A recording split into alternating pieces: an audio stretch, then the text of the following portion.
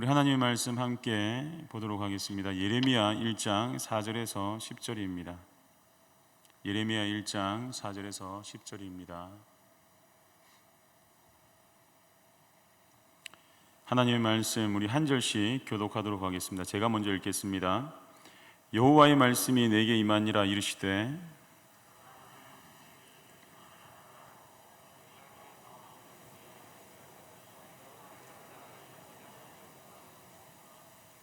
내가 이르되 슬포도소이다. 주 여호와여 보소서 나는 아이라 말할 줄을 알지 못하나이다 하니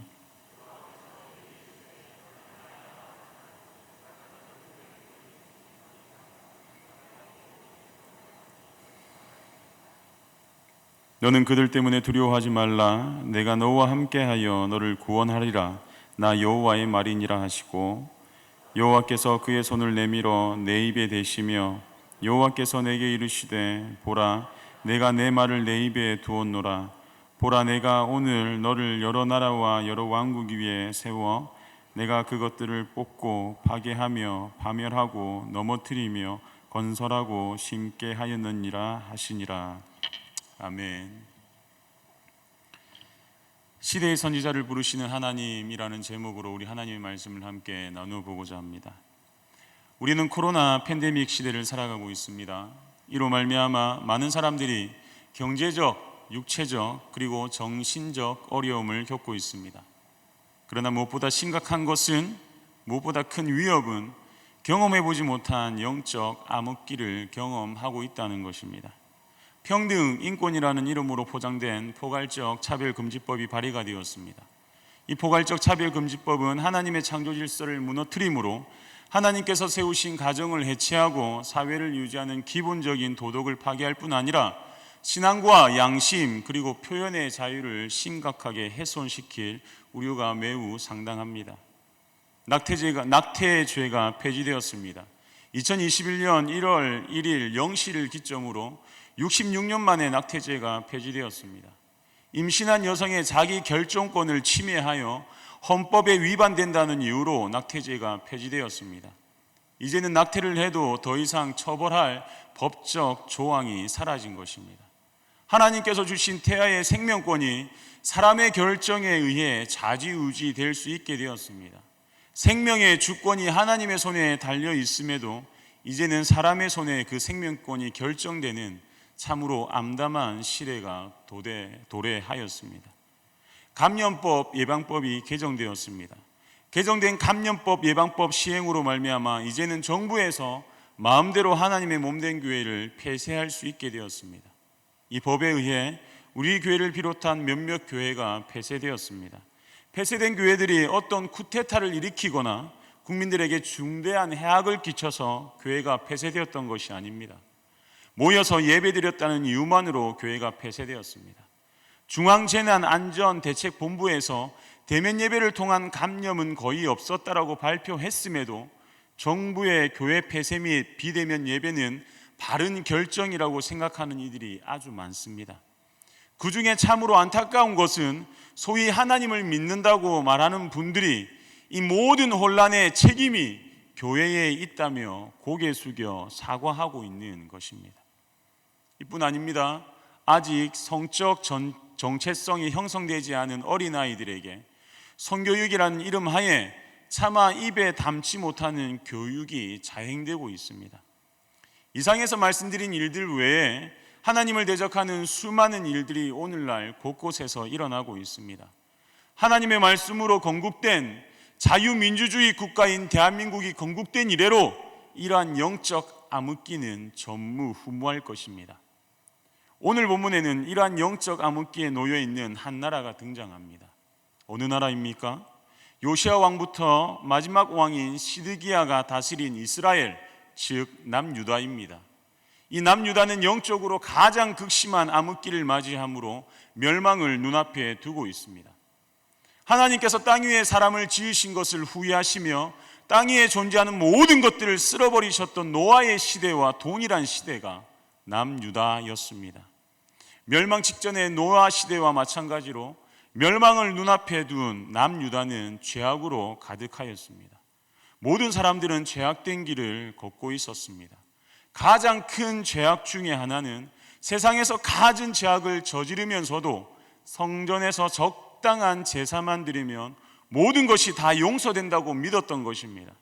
유다 민족의 존재 이유였던 성전은 더 이상 하나님이 거하시는 전이 아니라 이제는 도적들이 득실거리는 소굴이 되어버렸습니다. 당시 남유다가 얼마나 영적으로 악한 시대였는지를 단적으로 잘 보여주는 말씀이 있습니다. 예레미야 5장 1절 말씀, 우리 한 목소리로 함께 읽어보도록 하겠습니다. 너희는 예루살렘 거리로 빨리 다니며 그 넓은 거리에서 찾아보고 알라. 너희가 만일 정의를 행하며 진리를 구하는 자를 한 사람이라도 찾으면 내가 이 성읍을 용서하리라. 몇 사람요? 단 한 사람. 이 구절을 읽으면서 누가 떠오르십니까? 하나님은 아브라함을 향해 당시 죄의 대명사로 불리던 소돔이 구원받기 위해서는 의인 10명이 필요하다고 말씀하셨습니다. 그런데 예루살렘, 하나님의 성전이 있는 예루살렘이 하나님의 용서를 받기 위해서는 단 한 명만으로도 가능하다고 하나님은 말씀하십니다. 남유다의 죄악이 얼마나 가득했는지 상상이 가십니까? 남유다의 악함이 얼마나 깊은지 예루살렘의 죄악은 소돔의 죄악을 압도하고도 남았음을 보여줍니다. 단 한 사람, 정의를 행하며 진리를 구하는 단 한 사람이 없어서 멸망당할 수밖에 없는 현실이, 죄악이 아구까지 가득 차서 멸망이 눈앞에 이른 나라가 바로 남유다가 직면한 현실이었습니다. 오늘 본문의 말씀을 통해 하나님께서 이러한 남유다에 어떻게 역사하셨고 어떻게 일하셨는지 함께 살펴보기를 원합니다. 첫째, 하나님은 시대의 선지자를 부르심으로 구원을 이루어 가십니다. 본문 4절과 5절입니다. 여호와의 말씀이 내게 임하니라 이르시되 내가 너를 모태에 짓기 전에 너를 알았고 내가 배에서 나오기 전에 너를 성별하였고 너를 여러 나라의 선지자로 세웠노라 하시기로. 하나님은 역사를 그냥 내버려 두지 않으십니다. 하나님은 역사의 방관자로 계시지 않으십니다. 하나님은 역사를 주관하시면 그 역사를 하나님의 뜻으로 이끌어 가십니다. 믿으십니까? 그 하나님은 시대의 선지자를 부르심으로 나라와 민족을 구원하시는 분이십니다. 하나님은 남유다의 영적 암흑기를 미리 알고 계셨습니다. 하나님은 남유다의 상황에 대해 모른 채 하지 않으셨습니다. 무관심으로 일관하지 않으셨습니다. 역사의 주관자이신 하나님은 죄악이 아구까지 꽉 들어찬 유다를 구원하기 위해서 미리 계획하시고 준비하신 예레미야를 시대의 선지자로 부르셨다는 것입니다. 역사를 영어로 무엇이라 하는 줄 아십니까? 역사. 다들 아시죠? 히스토리라고 합니다. 이 히스토리는 그애라는 의미의 히즈와 이야기라는 의미의 스토리의 합성어가 바로 히스토리입니다. 즉 역사는 그의 이야기, 하나님의 이야기인 것입니다. 우리 모든 인간의 역사는 하나님의 이야기입니다. 그렇기 때문에 하나님은 역사의 방관자가 아닙니다. 우리 인간의 과거, 현재, 그리고 미래의 모든 역사를 친히 써내려 가시는 역사의 주관자, 역사의 주인공이 바로 우리의 아빠 하나님이라는 사실입니다. 역사의 주관자이신 하나님은 또한 모든 것을 합력하여 선을 이루시는 분이십니다. 로마서 8장 28절입니다. 우리 함께 읽겠습니다. 우리가 알거니와 하나님을 사랑하는 자 곧 그의 뜻대로 부르심을 입은 자들에게는 모든 것이 합력하여 선을 이루느니라. 믿으십니까? 역사의 주관자이시며 합력하여 선을 이루시는 하나님께서는 인간의 죄악으로 말미암아 악이 아구까지 가득 차 멸망당하기 직전인 남유다를 구원하시기 위해 한 사람을 오래전부터 준비해 오셨습니다. 오늘 본문 5절의 말씀을 제가 다시 한번 읽어드리겠습니다. 내가 너를 모태에 짓기 전에 너를 알았고 내가 배에서 나오기 전에 너를 성별하였고 너를 여러 나라의 선지자로 세웠노라 하시기로. 하나님은 인간의 죄악으로 말미암아 남유다가 멸망할 것을 미리 아시고 유다와 열방을 구원하시기 위해 하나님 당신의 구원을 이룰 한 사람을 모태에서 짓기 전에 작정하셨습니다. 또한 그를 구별하여 구원의 도구로 세워 주셨다는 것입니다. 하나님은 이스라엘 역사상 가장 악한 영적 암흑기 시대에, 희망이라고는 전혀 찾아볼 수 없는 그때에 하나님께서는 시대의 선지자로 예레미야를 오래전부터 준비하고 계셨습니다.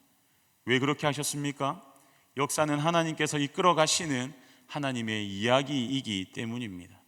그래서 아무리 악한 시대일지라도 하나님은 당신의 역사를 위해 사명을 감당할 사람을 미리 작정하시고 불러 세우시는 것입니다. 하나님은 악이 아구까지 가득 찰 때마다 세상을 구원하시기 위해 사람을 부르십니다. 믿으시길 바랍니다. 노아를 부르셨습니다. 모세를 부르셨습니다. 사무엘을 부르셨고 이사야, 예레미야, 에스겔 등을 부르셨습니다. 그리고 예수님을 통해 이 악한 세상을 향한 당신의 구원을 완성하셨습니다. 뿐만 아니라 오늘날에도 역사의 주관자이신 하나님은 여전히 이 악한 세상을 하나님께로 인도할 시대의 선지자를 부르고 계십니다. 예레미야를 불러 세우신 하나님께서는 오늘 저와 우리 성도님들, 우리 세계로 교회를 시대의 선지자로 부르고 계십니다. 이 자리에 앉아있는 우리 유초등부, 중고등부 청년들, 장년에 이르는 모든 성도님들을 하나님은 시대의 선지자로 작정하고 부르십니다. 베드로전서 2장 9절입니다. 그러나 너희는 택하신 족속이요 왕같은 제사장들이요 거룩한 나라요 그의 소유가 된 백성이니 이는 너희를 어두운 데서 불러내어 그의 기이한 빛에 들어가게 하신 이의 아름다운 덕을 선포하게 하려 하심이라. 이 자리에 있는 우리 모두는 하나님이 만세전에 하나님의 특별한 뜻을 위해 거룩하게 구별되어 세움받은 이 시대의 선지자, 이 시대를 구원할 하나님의 백성이라는 사실을 반드시 기억할 수 있기를 원합니다. 그래서 죄악이 까지 가득 채워진 오늘날 모든 세대가 노아 시대처럼 예레미야 시대처럼 악한 길을 걷고 있는 이 시대에 이 세상을 향한 하나님의 마음을 고스란히 녹여낼 수 있는 저와 성도님들이 될 수 있기를 간절히 원합니다. 먼저는 나의 삶의 현장에서 하나님을 향해, 교회를 향해, 믿는 우리를 향해 손가락질하는 이들에게 이 시대를 향한 하나님의 마음을, 하나님의 눈물을 녹여냅시다. 그래서 시대의 선지자로 내 이웃을 구원하고 이 나라, 이 민족을 구원할 수 있는 저와 성도님들이 될 수 있기를 간절히 축원합니다. 그렇다면 시대의 선지자로 부름받은 사람에게 요구되는 것은 무엇입니까? 온전한 순종입니다. 7절입니다. 여호와께서 내게 이르시되 너는 아이라 말하지 말고 내가 너를 누구에게 보내든지 너는 가며 내가 내게 무엇을 명령하든지 너는 말할지니라. 하나님은 예레미야에게 말씀하십니다. 너는 내가 가라고 하는 곳만 가면 된다. 내가 말하라고 하는 것만 말하면 된다. 이 시대의 선지자에게 요구되는 것은 하나님에 대한 온전한 순종뿐이라는 사실을 믿으시길 바랍니다.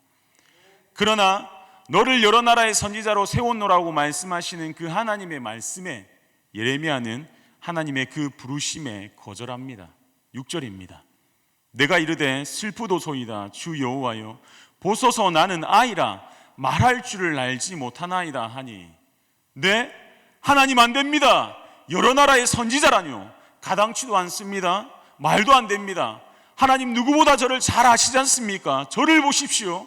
저는 아직 아무것도 모르고 말도 잘 하지 못하는 어린아이에 불과합니다. 예레미야는 그냥 예의상 하나님께 한번 거절한 것이 아닙니다. 예레미야는 자신이 시대의 선지자직을 감당할 만한 능력과 자질 그리고 자격이 없음을 잘 알았기에 손살에 치며 하나님의 부르심에 거절하고 있는 것입니다. 자신을 보니 그리고 악이 찰대로 가득 찬 현실을 마주하니 도저히 감당할 자신이 없어서 하나님의 부르심을 완강히 거절하고 있는 것입니다. 실제로 예레미야는 아무도 거들떠 보지 않는 아나도 출신의 소외된 제사장 계층의 사람이었습니다. 이들은 지배층으로부터 끊임없는 멸시와 미움을 받고 있었습니다. 누구도 관심을 가지지 않을 뿐만 아니라 끊임없는 멸시와 미움을 받던 인물이 바로 예레미야였습니다. 뿐만 아니라 예레미야는 선지자로서의 경험도 전무후무하고 말도 제대로 못하는 상태였습니다. 이러한 자신의 모습을 누구보다 더 잘 아는 예레미야였기에 하나님의 부르심에 놀라며 하나님, 저는 할 수 없습니다라고 손살에 치고 있는 것입니다. 이러한 예레미야의 모습이 우리의 모습은 아닙니까? 저와 성도님들의 모습은 아닙니까? 그런데 6절과 7절을 잘 묵상하다 보면, 여러 번 이 말씀을 계속해서 읽다 보면 예레미야가 하나님의 부르심에 순종하지 못하는 이유를 발견하게 됩니다. 예레미야가 하나님의 부르심에 순종하지 못하는 이유가 무엇입니까? 6절 말씀을 제가 다시 한번 천천히 읽어드리겠습니다. 내가 이르되 슬프도소이다 주 여호와여, 보소서 나는 아이라 말할 줄을 알지 못하나이다 하니. 예레미야는 지금 누구에게 초점을 맞추고 있습니까? 예레미야는 지금 누구를 보고 있습니까? 자신을 선지자로 부르신 창조주 하나님께 초점을 맞추고 있습니까? 아니면 자기 자신에게 초점을 맞추고 있습니까? 예레미야는 자신을 부르신 창조주 하나님께 초점을 맞추지 않고 자기 자신에게 초점을 맞추고 있습니다. 그래서 나는 아이라 말을 할 줄 모릅니다 라고 말하고 있는 것입니다. 누구의 모습이 떠오릅니까? 이스라엘의 가장 뛰어난 지도자 중 한 사람, 맞습니다. 바로 모세입니다. 모세도 하나님께서 자신을 부르실 때 예레미야와 동일한 반응을 보입니다. 하지만 모세에게 그렇게 하셨듯이 하나님은 예레미야의 초점을 천지 만물을 창조하신 하나님께로 옮겨주십니다. 7절 말씀을 제가 읽어드리겠습니다.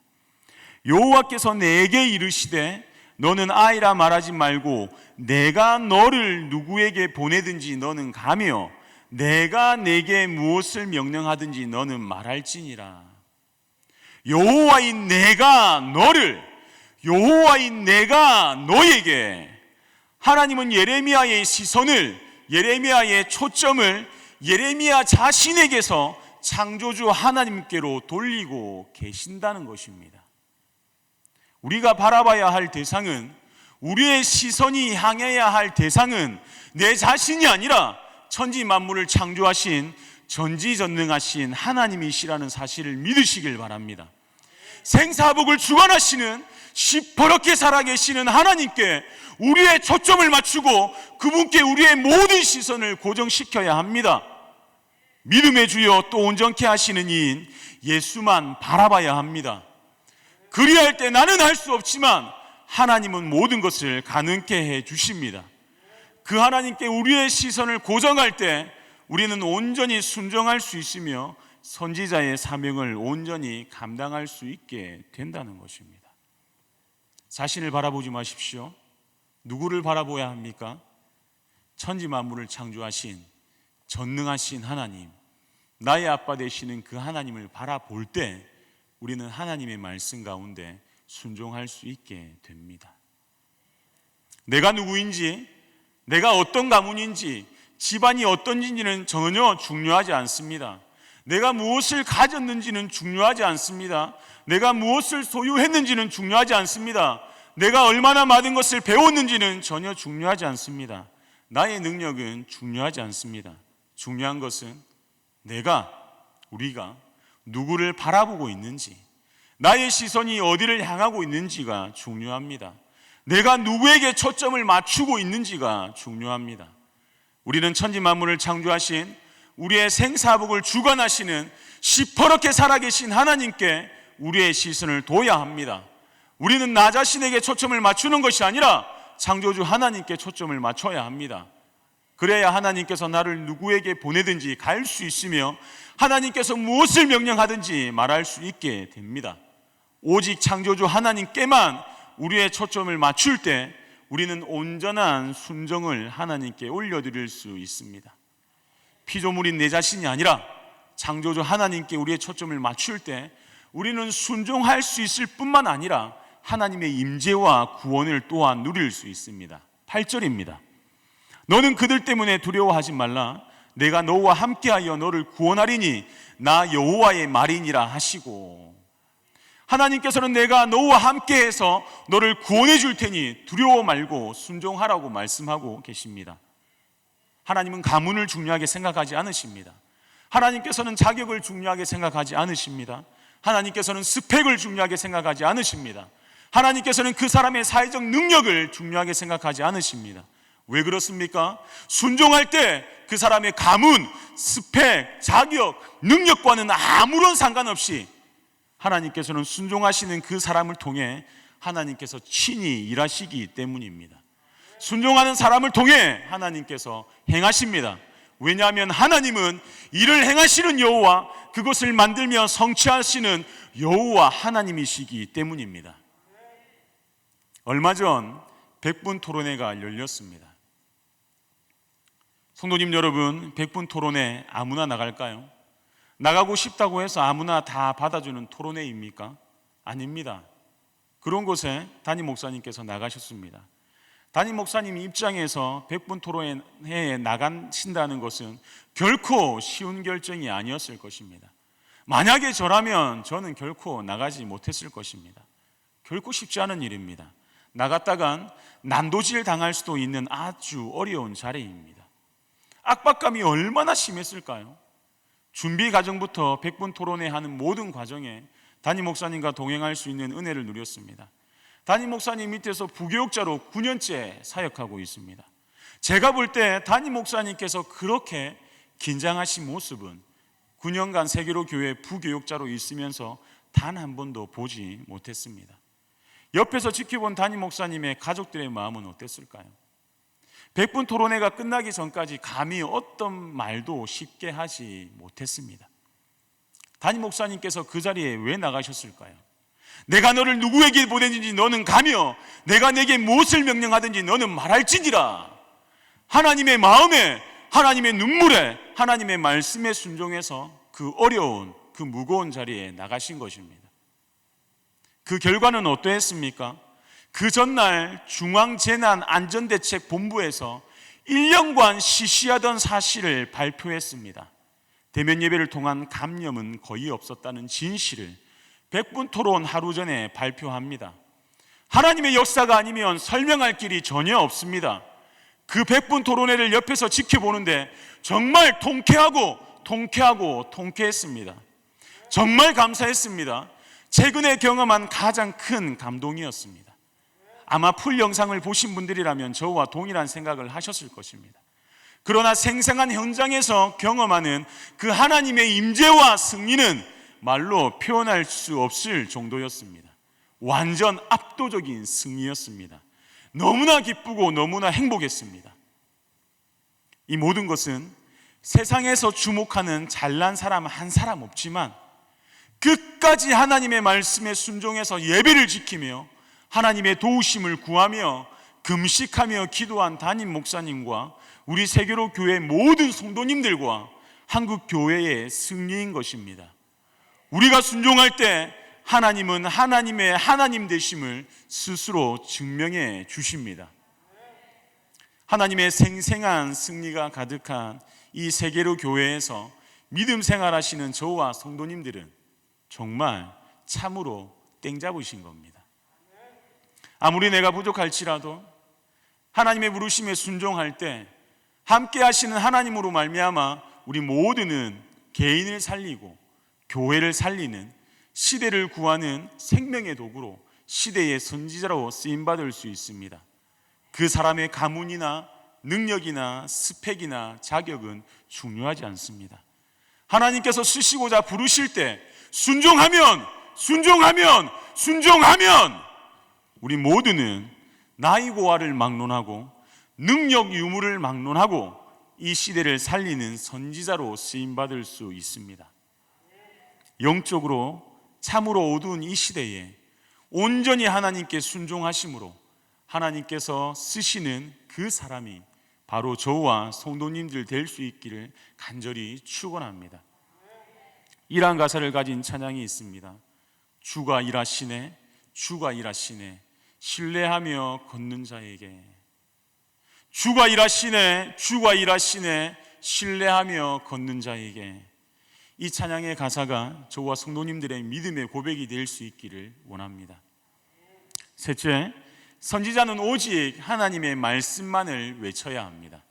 9절과 10절입니다.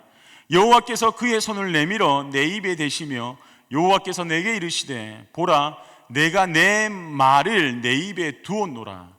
보라 내가 오늘 너를 여러 나라와 여러 왕국 위에 세워 내가 그것들을 뽑고 파괴하며 파멸하고 넘어뜨리며 건설하고 심게 하였느니라 하시니라. 하나님께서 손을 내미시며 예레미야의 입에 대시고 말씀하십니다. 보라 내가 내 말을 내 입에 두었노라. 이는 선지자로 세움받은 사람은 하나님의 말씀만 전해야 한다는 것을 의미합니다.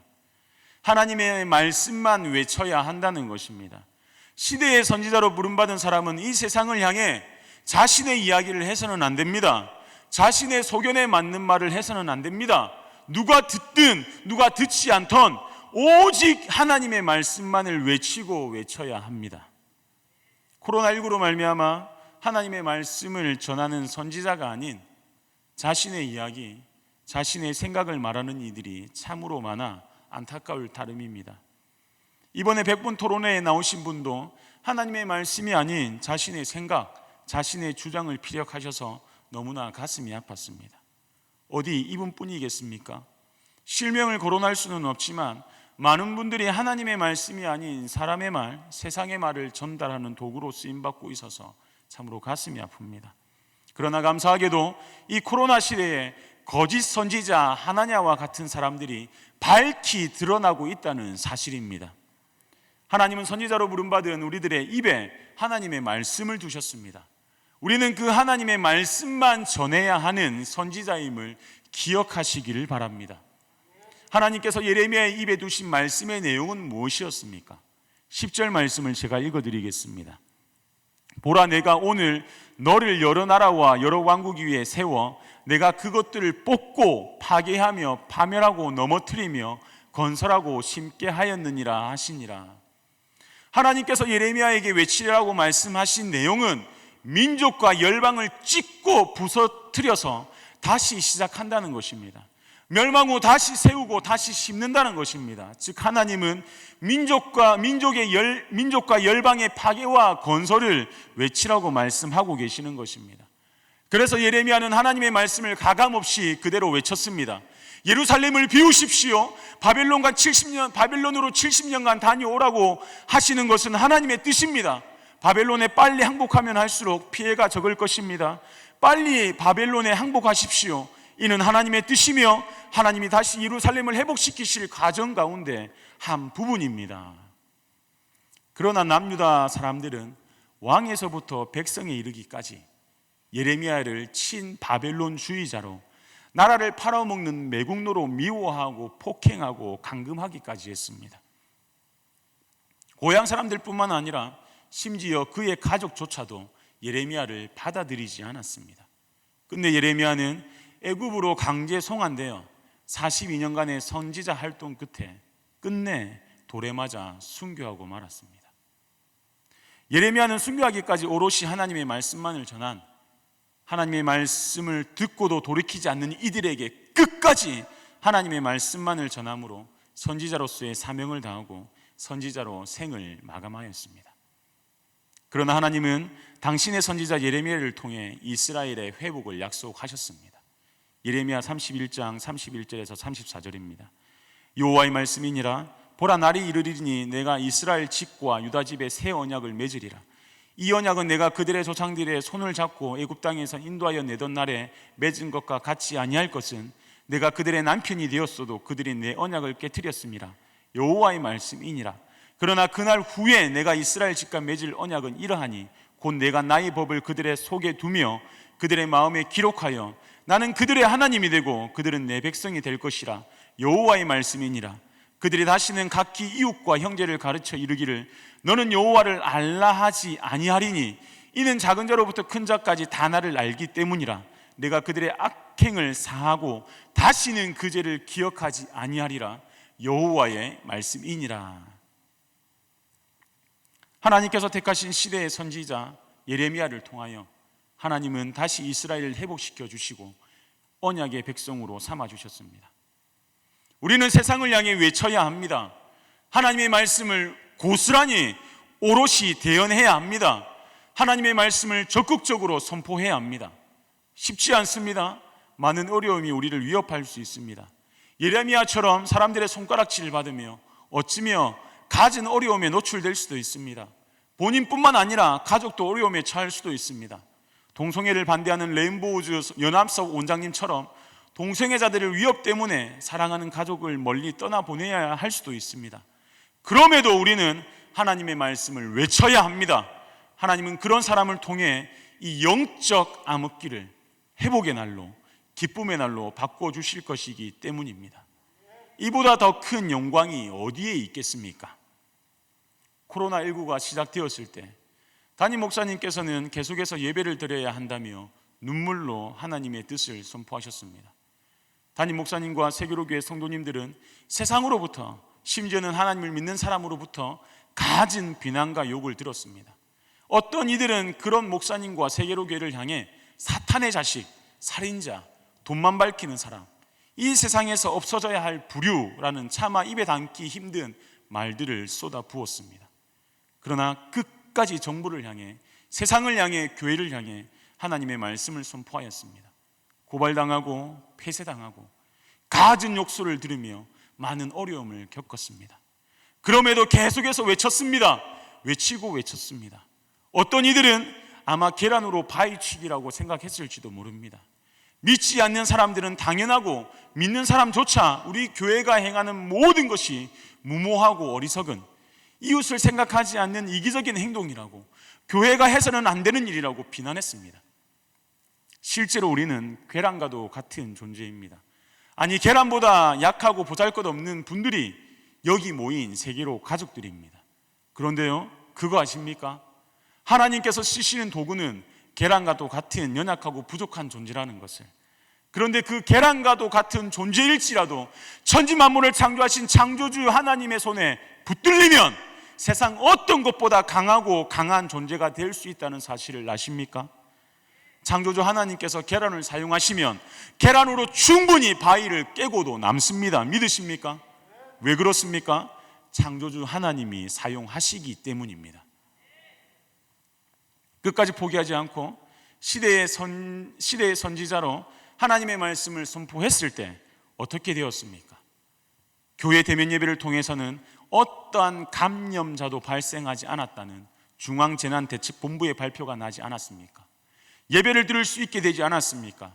한국에 있는 작은 교회들도 이제는 떳떳하게 예배를 드릴 수 있는 상황이 되지 않았습니까? 이제는 믿지 않는 이들조차 정부가 잘못되었다고 교회가 하는 일들을 칭찬하는 분들이 늘어나고 있습니다. 어떤 분은 교회를 다니지 않지만 교회를 옹호하신다는 댓글을 남기기도 하셨습니다. 외쳐야 합니다. 하나님의 말씀을 우리들의 입에 주셨는데 입 닫고 있으면 안 됩니다. 외쳐야 합니다. 침묵해서는 안 됩니다. 말씀을 준비하던 중 떠오른 드라마의 대사가 있었습니다. 드라마를 잘 안 봅니다. 그런데 정말 많은 생각을 하게 해준 드라마가 있습니다. 제목은 비밀의 숲이라는 드라마입니다. 이 드라마는 검사와 경찰이 한 사건을 계기로 숨겨진 진실을 파헤친다는 내용입니다. 그 드라마의 큰 축을 차지하는 검사장 출신의 민정수석이 마지막으로 남긴 말이 있습니다. 그 내용은 다음과 같습니다. 더 이상 침묵해서는 안 된다. 누군가 날 대신에 오물을 치워줄 것이라 기다려서는 안 된다. 기다리고 침묵하면 온 사방이 곧 발 하나 디딜 수 없는 지경일 될 것이다. 이제 입을 벌려 말하고 손을 들어 가리키고 장막을 치워 비밀을 드러내야 한다. 나의 이것이 시작이길 바란다. 인기를 얻은 이 드라마는 시즌 2로 시청자를 찾았습니다. 시즌 2의 포스터 가운데 이런 문구가 있습니다. 침묵을 원하는 자 모두가 공범이다. 시즌 2에서 여주인공이 이런 말을 합니다. 되니까 하는 겁니다. 눈 감아주고 침묵하니까, 눈 감아주고 침묵하니까 부정을 저지르는 것입니다. 누구 하나만 제대로 부릅뜨고 지저대면 바꿀 수 있습니다. 시대의 선지자로 하나님은 저와 성도님들을 세우셨습니다. 하나님의 말씀을 외치라고 저와 성도님들을 세워주셨습니다. 특히 경험해보지 못한 영적 암흑기를 살아가고 있는 이때에 우리는 예레미야의 마음으로 눈물을 머금고 하나님의 마음을 쏟아낼 수 있어야 합니다. 담임 목사님께서 이런 말씀을 하셨습니다. 나 하나 죽으면 된다. 나 하나 죽으면 된다. 나 하나 죽으면 된다. 이 말씀을 하시는데 너무나 죄송하고 죄송했습니다. 담임 목사님 한 사람이 죽으면 되는 게 아닙니다. 담임 목사님 한 사람만 죽으면 되는 것이 아닙니다. 우리 모두가 이 시대의 선지자로 부름받았는데 우리 모두가 죽어야 합니다. 우리 모두가 외쳐야 합니다. 침묵하니까 교회를 억압하는 것입니다. 어떻게 해도 교회들이 가만히 있으니까 폐쇄까지 하는 것입니다. 시대의 선지자로 나를 세워주셨습니다. 하나님의 마음으로 오롯이 생명과 능력인 하나님의 말씀을 외치심으로 그 말씀을 삶으로 살아내므로 하나님께 그래 잘했다, 착하고 충성된 나의 종아라고 칭찬받을 수 있는 저와 성도님들이 될 수 있기를 축원합니다. 말씀을 맺겠습니다. 모든 사람이 외면하고 모든 사람이 침을 뱉고 돌을 던지고 죽이라고 죽이라고 소리쳐도 예수님은 당신의 사명을 끝내 포기하지 않으셨습니다. 당신의 십자가를 지셨습니다. 그 결과 저와 성도님들이 이렇게 하나님의 자녀로 살아갈 수 있는 것입니다. 이제는 우리 모두가 시대의 선지자로 맡겨진 사명을 감당해 나가야 합니다. 쓰러지는 사람이 있으면 이렇게 세워서 부축하면서 늦더라도 한 걸음씩 한 걸음씩 선지자로서의 우리들의 사명을 감당해 나갑시다. 그러면 이 영적 암흑기도 영광의 때로 바뀔 것입니다. 마지막으로 주기철 목사님의 마지막 설교 중 한 부분을 읽어드리므로 오늘 설교를 마치고자 합니다. 주님을 위하여 오는 고난을 내가 이제 피하였다가 이 다음에 무슨 낯으로 주님을 대하오리이까? 주님을 위하여 당하는 수욕을 내가 피하였다가 이 다음에 주님께서 너는 내 이름으로 평안과 즐거움을 다 받아 누리고 고난의 자는 어찌하고 왔느냐고 물으시면 나는 무슨 말로 대답하오리이까? 주님을 위하여 오는 십자가를 내가 이제 피하였다가 이 다음 주님께서 너는 내가 준 유일한 유산인 고난의 십자가를 어찌하고 왔느냐고 물으시면 나는 무슨 말로 대답하오리이까?